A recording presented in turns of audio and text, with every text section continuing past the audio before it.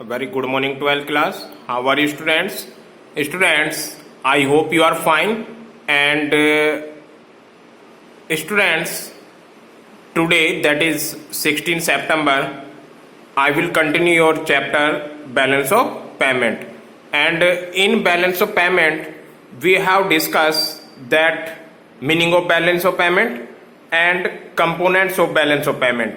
Getting? So balance of payment means all economic transaction, जो भी country की transaction है, the balance of payment of a country is systematic records of all economic transaction, either is transaction in goods, service and assets between the residents of country and rest of the world during a year. So yesterday and day before yesterday we have discussed what we mean by balance of payment.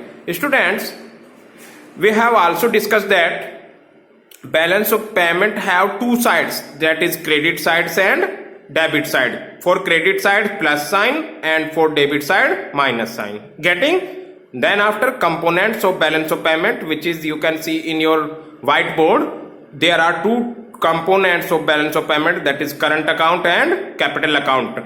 We have also discussed these heading one by one. In current account there are 5 headings, that is visible trades.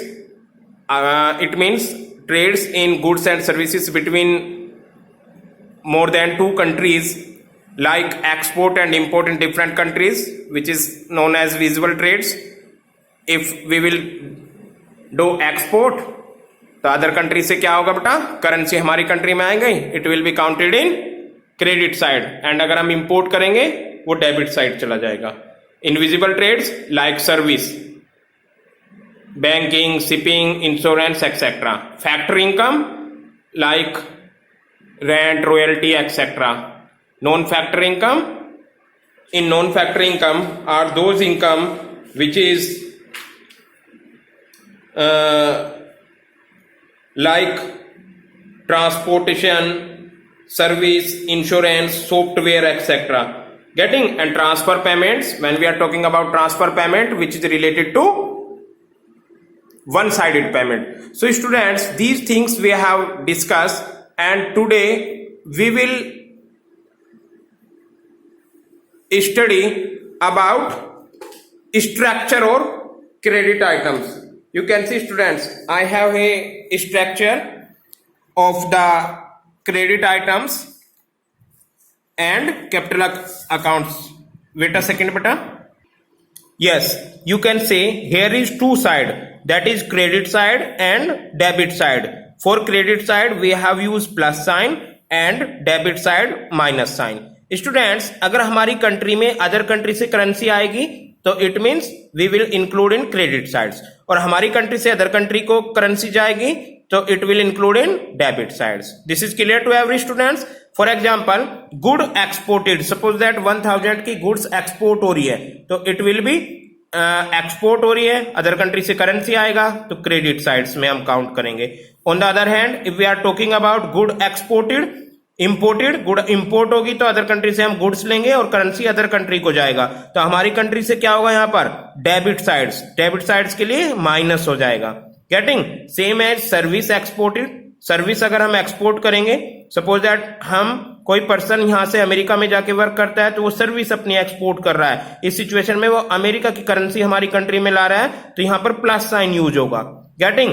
Same as अगर कोई बंदा हमारी country का other country में service use कर रहा है, for example suppose that कोई मेडिकल ट्रीटमेंट के लिए अदर कंट्री में जा रहा है, अदर कंट्री के डॉक्टर की सर्विस ले रहा है, तो उसने क्या किया, सर्विस को इंपोर्ट किया. उस सिचुएशन में उसने क्या किया बेटा, अपनी कंट्री की करेंसी को दूसरी कंट्री में दे दिया, तो वो डेबिट साइड्स हो जाएगा.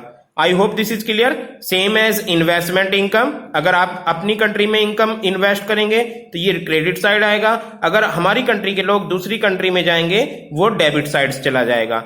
यूनिलैटरल ट्रांसफर रिसिप्ट, अगर कंट्री से हमें डोनेशन मिलेगा we will count in credit items, और हमारी कंट्री अगर दूसरी कंट्री को डोनेशन या गिफ्ट देती है तो वो यूनिलैटरल ट्रांसफर पेमेंट हो जाएगा. तो रिसिप्ट को हम काउंट करेंगे क्रेडिट साइड में एंड डेबिट को काउंट करेंगे, पेमेंट को काउंट करेंगे डेबिट साइड्स में. आई होप दिस इज क्लियर। इस सारे अमाउंट को अगर हम कैलकुलेट करते हैं तो करंट अकाउंट की बात करते हैं। करंट अकाउंट में टोटल क्रेडिट हुआ 850 एंड टोटल डेबिट हुआ 950। Getting? So it may be possible that current account disequilibrium because here is credit greater than credit less than debit. But when we calculate all over BOP means current account plus capital account, it is always equal credit equal debit. Getting? Because borrowing इसको clear कर लेगा। आपको capital account देखिए, for capital accounts के component होते हैं borrowing किया government ने 200 करोड़, लैंडिंग किया गवर्नमेंट ने 300 crore, sell off assets suppose 400 और परचेज ऑफ एसेट्स 500, दोनों मिला के यहां पर 600 हुआ क्रेडिट साइड और डेबिट साइड 500। अब आप 600 और 850 को करोगे 1450 क्रेडिट साइड एंड 950 प्लस 500 को ऐड करोगे it will B 1450। So students you can see here is credit equal debit, यानी ये कौन सी साइड हो गई आपकी? ये हुई आपकी क्रेडिट साइड। क्रेडिट साइड के लिए क्या यूज किया आपने? Plus sign, which is equal to debit side. Debit items या डेबिट साइड के लिए आपने कौन सा साइन यूज किया? Minus sign. तो always credit equal debit. In this example 1450। Getting? Why is it is, क्यों बेटा इक्वल होता है ये? इसके लिए आप सुनो,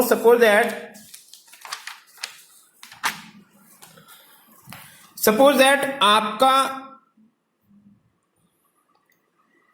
एक्सपेंडिचर एंड इनकम की बात करते हैं। सपोज दैट किसी पर्सन ने 50,000 रुपीज के इक्वल एक्सपेंडिचर किया। गेटिंग? कितना इक्वल एक्सपेंडिचर किया बेटा उसने? 50,000 एंड इनकम थी उसकी 40,000।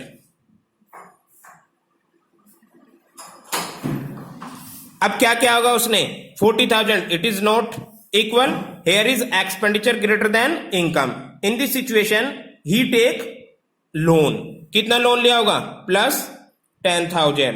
गेटिंग? अब उसका क्या हुआ? ये हुआ यहां पर उसका भाई आप एक्सपेंडिचर तभी तो करोगे जब आप पे इनकम होगी। इनकम तो 4,000 थी। अब इस सिचुएशन में आपकी रिसिप्ट 40,000 आपकी इनकम हुई प्लस 10,000 बोरोइंग को भी हम रिसिप्ट में काउंट करेंगे। गेटिंग? कैपिटल अकाउंट में मैंने बताया था आपको, कैपिटल अकाउंट में बोरोइंग आपकी रिसिप्ट साइड काउंट होती है और लैंडिंग आपकी डेबिट साइड होती है। तो 40,000 plus 10,000 it is 50,000।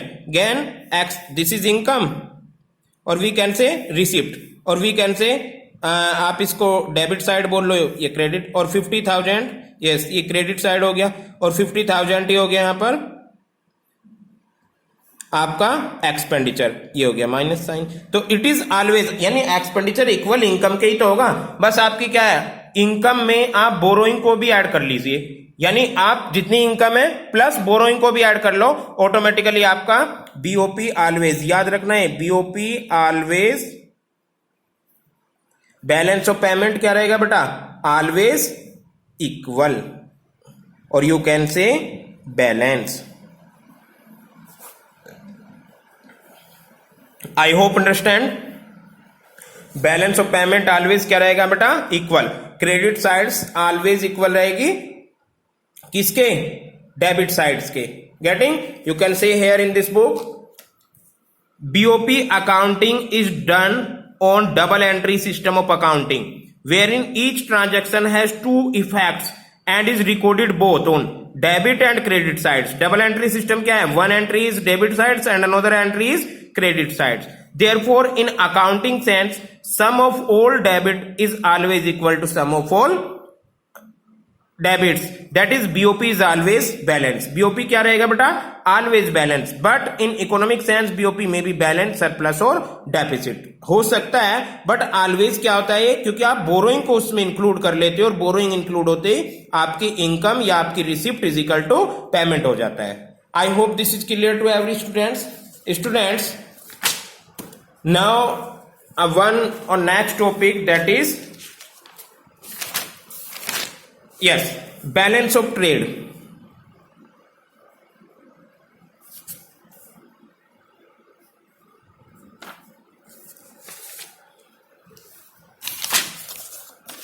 Balance of trade, you can see here balance of trade और ट्रेड बैलेंस डेफिनेशन देख सकते हो आप। बैलेंस ऑफ ट्रेड और बैलेंस ऑफ पेमेंट में बड़ा डिफरेंस होता है। Balance of trade of a country means the systematical record of visual import and export. किस किस में बेटा? Visual import and export in a given year. Getting the balance of export and import of goods is, इसमें service को नहीं लेना क्योंकि यहां पे ट्रेड है। ट्रेड बैलेंस में only we will take only visual items. The balance of export and imports of goods in term as the trade balance. Getting, और ट्रेड बैलेंस के लिए फॉर्मूला बनता है आपका, you can see here, that is suppose that a country has, ये example है बेटा, आ सकता है आपका, यहां पे क्वेश्चन बनेगा balance of trade is equal to क्या हो जाएगा? Export minus imports. Getting, suppose that किसी कंट्री के 80,000 करोड़ रुपीस क्या है? एक्सपोर्ट, एंड इंपोर्ट हुए 6,500 crore rupees. That is then balance of trade कितना आ जाएगा बेटा? 1,500 crore rupees. So I hope you people clear. BOT, not BOP. Balance of trade is equal to export minus import. ये अब आपकी इक्वेशन हो गई है। इस इक्वेशन में से आपको अगर एक्सपोर्ट कैलकुलेट करना है तो इंपोर्ट बीओटी में इधर चला जाएगा, और अगर इंपोर्ट कैलकुलेट करना है तो एक्सपोर्ट इसके माइनस में चला जाएगा। यानी आपको कोई सी भी एक सिचुएशन दे रखी होगी, दूसरी चीज को आप कैलकुलेट कर लोगे। So BOT is equal to export minus import. Getting, you can see here one question more. For example number 2, export is 7,000, import is 9,500, calculate BOT. तो बीओटी की नेचर भी बतानी है आपकी, सिंपल है।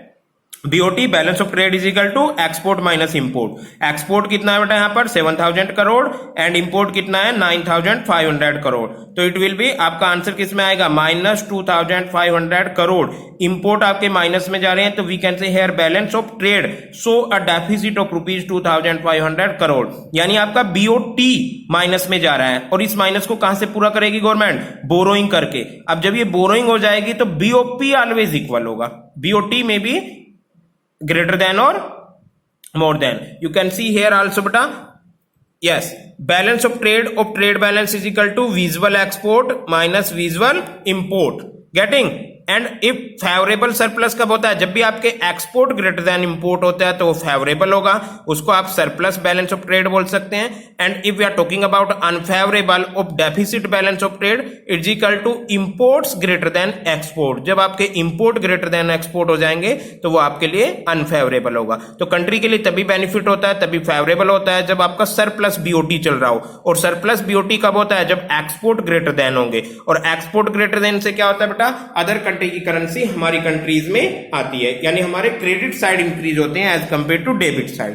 तो आई होप आप इस तरह के क्वेश्चन कर लोगे। Getting, this is also same, balance of trade is equal to export minus import. यहां पे उसने एक्सपोर्ट को पूछा था। गेटिंग, बैलेंस ऑफ ट्रेड, इसमें वो इंपोर्ट को पूछ रहा है, तो आप export minus import value put कर दोगे, कैलकुलेट कर लोगे। Next question, next topic and last topic, that is disequilibrium in the BOP and autonomous and accommodating transaction. 3 marks में आता है, which is very very important. You can say we have already said that balance of payment in the accounting sense must always balance. यानी accounting sense में वो balance ही होता है। आपको बता दिया कैसे बैलेंस होता है? By the help of borrowing. Borrowing को या कैपिटल करंट अकाउंट में आपका डिसइक्विलिब्रियम हो सकता है बीओपी, बट कैपिटल अकाउंट में balance of payment always equal, because in capital account we take borrowing, and borrowing को भी हम किस में कैलकुलेट करते हैं? रिसिप्ट्स में। So debits must always equal credit, which is very very important line. I have underline this, debit must always equal credit. Thus in this sense there can be no disequilibrium in the balance of payment as a whole, but in a functional sense there may be disequilibrium in the balance of payment of a country. operationally a country at a time may be receiving more payment more abroad of the what has been made. कभी कभी ऐसा हो सकता है कि उसकी receiving उसके जो पेड है उससे ज्यादा हो सकती है. गेटिंग, ऐसा तो होता है कि कभी कभी रिसिप्ट पेमेंट ज्यादा हो सकते हैं. Thus when total receipt, you can see this, when total receipt accesses to total payments there is surplus balance of payment. यानी जब रिसिप्ट आपकी ग्रेटर देन होगी तो आपके लिए सरप्लस बैलेंस ऑफ पेमेंट होगा. It is regard to favourable balance of payment. Sometimes a country has to make more payment. अगर more payment कर रही होगी अब्रॉड को, वो क्या हो जाएगा, इस सिचुएशन में आपकी रिसीव कम होगी, then there is a deficit balance of payment. It is regard is an unfavourable balance. Getting, simple है बेटा. अगर आपकी रिसिप्ट ग्रेटर देन हुई तो फेवरेबल होगा, सरप्लस बैलेंस ऑफ पेमेंट होगा. अगर आपकी पेमेंट ग्रेटर देन हुई तो डेफिसिट होगा और उसको unfavourable budget balance of trade बोलोगे. In order to understand the concept of disequilibrium in the balance of payment we have to understand the meaning of difference between autonomous item and accommodating items. ये बहुत important है बेटा. Autonomous items और accommodating items क्या होते हैं. Normally जितने भी आपके कंपोनेंट है करंट अकाउंट और कैपिटल अकाउंट के, इन्हीं कंपोनेंट को डिवाइड कर रखा है ऑटोनोमस एंड अकोमोडेटिंग ट्रांजैक्शन में. इनका अनोदर नेम भी है अबो लाइन एंड बिलो लाइन. यानी जब भी आप ट्रांजैक्शन बनाते हैं, हम लोग एक कैपिटल अकाउंट का या बैलेंस ऑफ पेमेंट का स्ट्रक्चर बनाते हैं. पहले कुछ आइटम्स को ऊपर लिखते हैं, वो बैलेंस ऑफ पेमेंट में आपके अबो द लाइन आ जाएंगे, और कुछ आइटम्स को बिलो लिखते हैं, उनको बिलो द लाइन बोलेंगे. In this regard, item in the balance of payment account can be classified into two basic categories. Which basic categories? Autonomous, और इसका another name above the line item. Second is accommodating below the item line. It would be useful to understand the meaning of implication these two types. A brief description is given below. You can say here. You can see here is autonomous और above the line items. यानी autonomous कौन से हैं? सबसे पहले जब भी हम बैलेंस ऑफ पेमेंट का एक स्ट्रक्चर बना रहे होंगे, कौन से आइटम्स लिखेंगे हम? ऑटोनोमस. और इसीलिए इनको क्या बोलते हैं हम? Above the line items. Autonomous transaction refer to those international economic transaction in current account and capital account. देखो, करंट अकाउंट के तो सारे कंपोनेंट ऑटोनोमस में आ जाएंगे, and capital account which are taken with motive of profit. और capital account के वो आइटम्स जो प्रॉफिट पर्पज के लिए होते हैं, उन सबको आप लिखते चले जाओगे. क्या बन जाएगा बेटा? ऑटोनोमस और above the line. These transaction are not dependent on or linked with the country's balance of payment position. I hope समझ आया होगा आपको. ऑटोनोमस ट्रांजैक्शन में हम सारे आइटम्स किसके लेंगे? पहले सारे आइटम्स करंट अकाउंट के. करंट अकाउंट के कौन कौन से आइटम्स हैं? Visual item, invisible trades, factor income, non factor income और ट्रांसफर पेमेंट. ये सारे आइटम्स लिखते चले जाओगे, क्रेडिट साइड भी और डेबिट साइड भी. गेटिंग? इसके बाद क्या लिखेंगे? कुछ कैपिटल अकाउंट के भी कंपोनेंट लिखने हैं. ऑटोनोमस में कैपिटल अकाउंट के भी कुछ कंपोनेंट लिखने हैं. कैपिटल अकाउंट के कौन से कंपोनेंट? कैपिटल अकाउंट के those component which are taken with in a motive of profit, जो प्रॉफिट मोटिव के लिए लिखे जाते हैं. Getting? In other word we can say these transaction do not take place with the view of maintain balance of countries. यानी इनका country का BOP चाहे डिसइक्विलिब्रियम हो जाए, इससे कोई मतलब नहीं है. वो किस लिए है एक ट्रांजैक्शन? Only profit motive. जैसे कोई बिजनेसमैन है, उसने अदर कंट्री से कुछ एक्सपोर्ट किया या इंपोर्ट किया, तो उससे आपकी कंट्री का बीओपी नहीं देखना, उसको क्या देखना? उसे तो केवल प्रॉफिट मोटिव देखना है. That's why there are called autonomous item. Autonomous means अपनी इच्छा से होता है. Because these item are recorded as first item before calculating deficit और सरप्लस इन द बीओपी. यानी डेफिसिट और सरप्लस बाद में हम काउंट करते हैं, इनको सबसे पहले लिख लेते हैं, इसीलिए इनको बोलते हैं they are termed as the above the line items. Getting? ये मैंने यहां पे बेटा नोट लिखा है. In this items both included current account and capital account.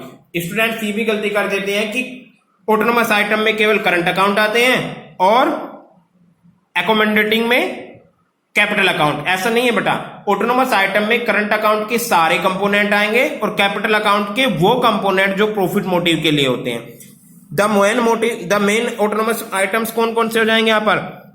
सबसे पहले autonomous export and import of goods, autonomous export and import of service, you can say visual items and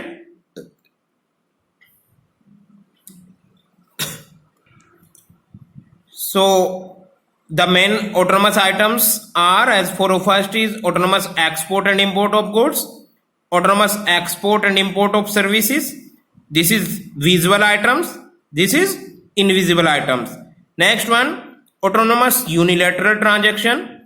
unilateral में क्या होता है बेटा, one sided receipt and payments, हम gift और donation देते भी हैं और अदर कंट्री को भी, अदर कंट्री से मिलता भी हमें. Then after autonomous capital transaction, which capital transaction only for profit motive, capital receipts भी होंगी इसमें एंड कैपिटल पेमेंट्स भी. सो दीज आइटम्स आप लिखते चले जाओगे जब भी आप कैपिटल अकाउंट का स्ट्रक्चर बना रहे हो. अगर आपका इंपोर्ट होगा वो डेबिट साइड आएगा, एक्सपोर्ट होगा क्रेडिट साइड आएगा. Same as if we are talking about services की, export credit side, import debit side. Unilateral transaction में जितनी भी रिसिप्ट होंगी क्रेडिट साइड, जितने भी पेमेंट होंगे debit side. Same as autonomous capital transaction में कैपिटल रिसिप्ट्स को क्रेडिट साइड्स, कैपिटल पेमेंट को debit sides. Getting? So after the conclusion of the autonomous or above the line items, the deficit or surplus in the balance of payment account is estimated on the basis of these autonomous items. इन्हीं autonomous items के basis पे क्या कर लेंगे हम? Surplus of deficit. If the receipt from autonomous items are less than the payments for autonomous item, यानी यहाँ पे क्या हो रहा है बेटा? If the receipts from autonomous items are less than, receipt हो जाती है तो इस सिचुएशन में क्या बोलेंगे? Then the balance of payment is deficit, क्योंकि यहां पर रिसिप्ट आपकी लेस देन हो रही है किससे बेटा?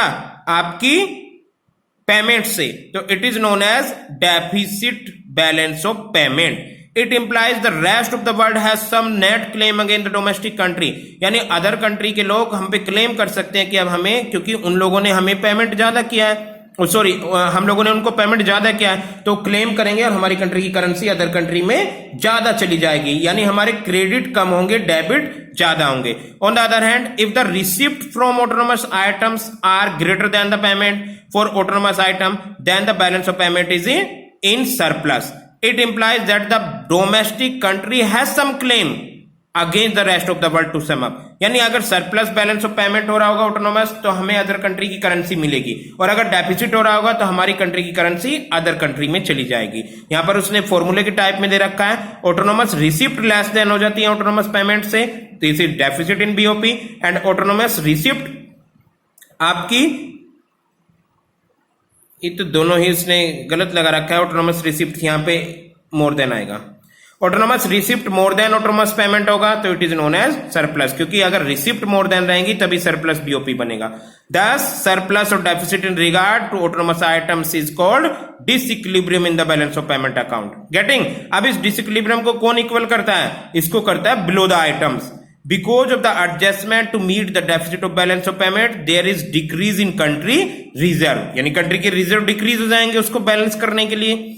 On the other hand, if there is surplus in the balance of payment, the country must use its surplus in purchasing foreign security. अगर आप पे अदर कंट्री की करेंसी ज्यादा आती है तो कंट्री फॉरेन सिक्योरिटी को परचेज कर सकती है, फॉरेन करेंसी को, गोल्ड को, etcetera.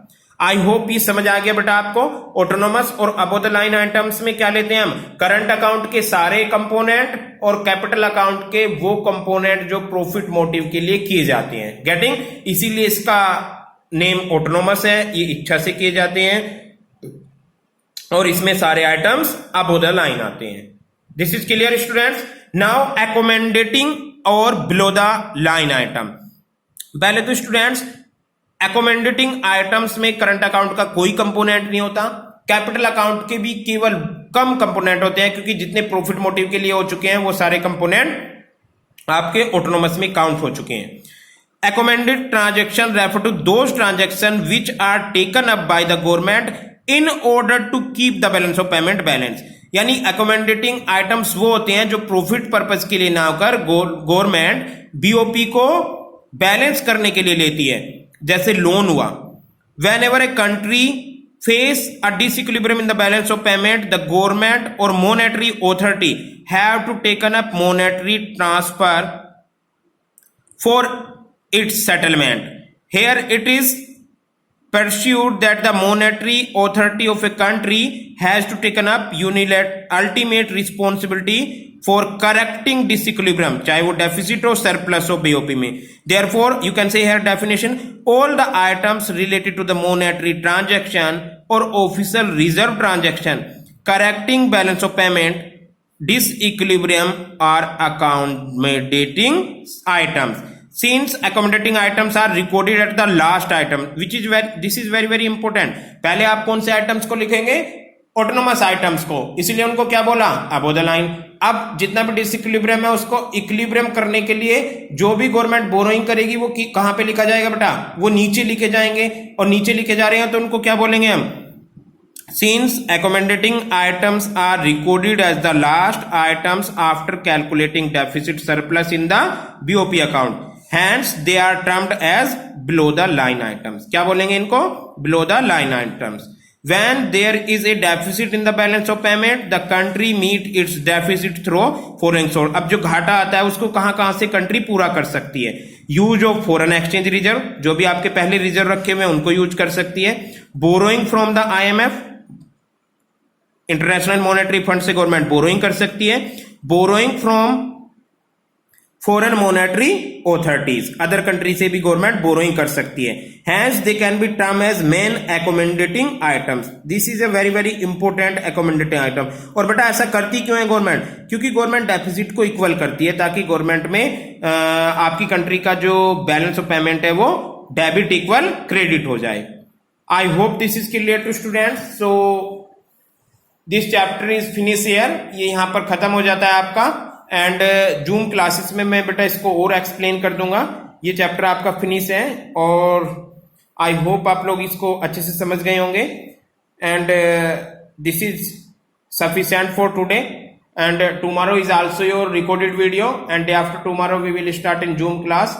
Students, your macro economics is finished here, and from tomorrow I will start Indian economy getting.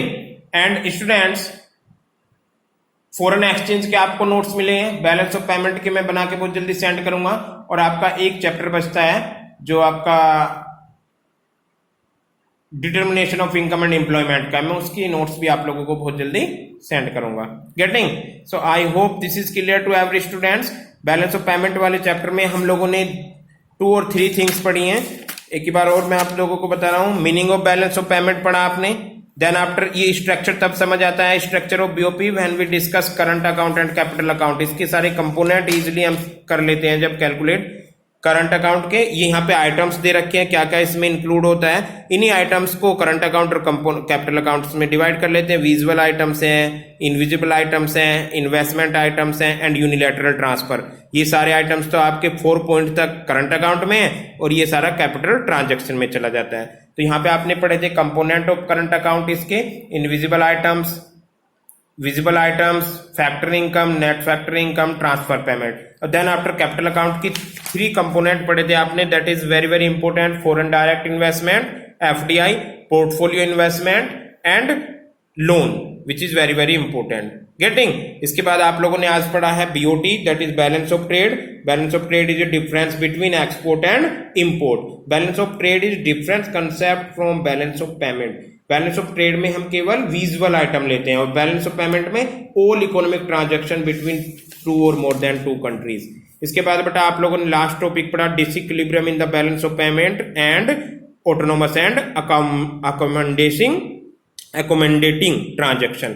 तो ऑटोनोमस ट्रांजैक्शन का अनदर नेम क्या है? Above the line items, and accommodating item का below the line items. Autonomous items में कौन कौन से आते हैं? Autonomous export and import of visible items, autonomous export and import of services, autonomous unilateral transaction receipt and payment, and autonomous capital transaction which is profit motive. Getting? And then accommodating items में government का borrowing आता है जो government ने अपने BOP को equal करने के लिए है। गेटिंग? एंड आप लोगों को करंट अकाउंट में भी आपका या अबव द लाइन आपका रिसिप्ट ग्रेटर देन पेमेंट और पेमेंट ग्रेटर देन रिसिप्ट हो सकता है। बट जब आप लोगों का पूरा कैपिटल स्ट्रक्चर बन जाता है बैलेंस ऑफ पेमेंट का, देन बोरोइंग उसमें इंक्लूड करती है और बोरोइंग के हेल्प से रिसिप्ट इक्वल पेमेंट होगा, क्योंकि बोरोइंग भी आपका एक कंपोनेंट होता है कैपिटल अकाउंट का। Getting? So students, I hope this is clear to every students, and this chapter is finished. Getting? And tomorrow we will start your new book, that is Indian economy. So thank you so much students.